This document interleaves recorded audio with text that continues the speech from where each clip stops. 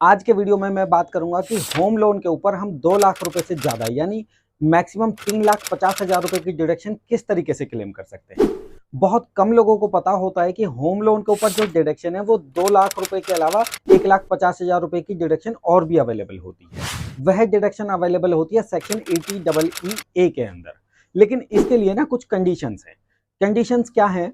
सबसे पहली बात तो ये डिडक्शन एक इंडिविजुअल असेसी को ही अवेलेबल होगी, किसी और को अवेलेबल नहीं होगी। किसी और से मेरा मतलब है कि कोई कंपनी हो, एलएलपी हो, फर्म हो, एचयूएफ हो, किसी को अवेलेबल नहीं है, ओनली एंड ओनली इंडिविजुअल को लिए। दूसरी बात कि इस सेक्शन के अंदर डिडक्शन मैक्सिमम 1,50,000 रुपए की अवेलेबल होगी, यानी 24B के अंदर हम 2 लाख रुपए की जनरल सभी को पता ही है कि हम ले ही लेते हैं डिडक्शन। इसके अलावा 1,50,000 रुपए की इस सेक्शन के अंदर भी ले सकते हैं।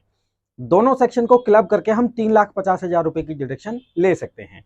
उससे पहले हम लोग जान लेते हैं कि इस सेक्शन में डिडक्शन क्लेम करने के लिए कंडीशंस क्या है। सबसे पहली कंडीशन कि जो हाउस प्रॉपर्टी हम परचेज कर रहे हैं उसकी stamp duty value 45 lakh rupees या इससे बिलो होनी चाहिए। दूसरी कंडीशन कि ये लोन 1 अप्रैल 2019 के बाद और 31 मार्च 2022 से पहले सेंशन होना चाहिए।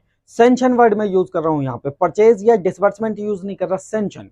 अगर आपका सेंशन इस डेट के बीच में हो गया तो आपको ये डिडक्शन अवेलेबल होगी। बेशक आपने रजिस्ट्री यानी जो मकान आपने परचेज किया है उसकी रजिस्ट्री आप 31 मार्च 2022 के बाद कराएं।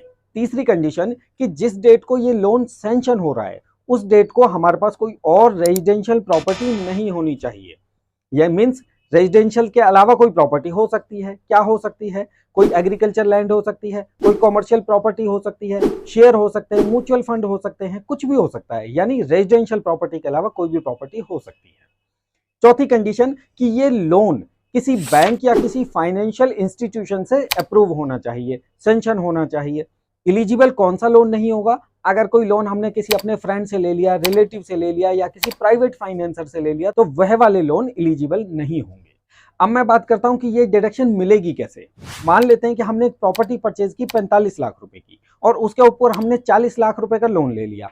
8% से हमें इंटरेस्ट पे करना है। मींस 1 साल का इंटरेस्ट कितना पे करना पड़ेगा? 3,20,000 रुपए।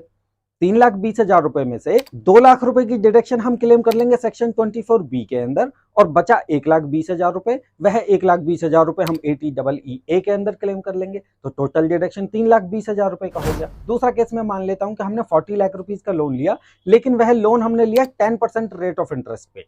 ले सकते हैं दोस्तों।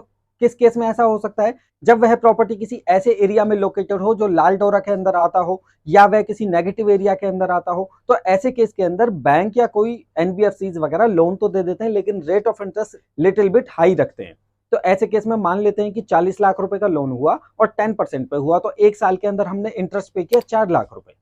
इस 4 लाख रुपए में से हम 2 लाख रुपए सेक्शन 24B के अंदर क्लेम करेंगे और बचा 2 लाख रुपए। 2 लाख रुपए में से मैक्सिमम डिडक्शन सेक्शन 80EE के अंदर 1,50,000 रुपए की क्लेम हो जाएगी।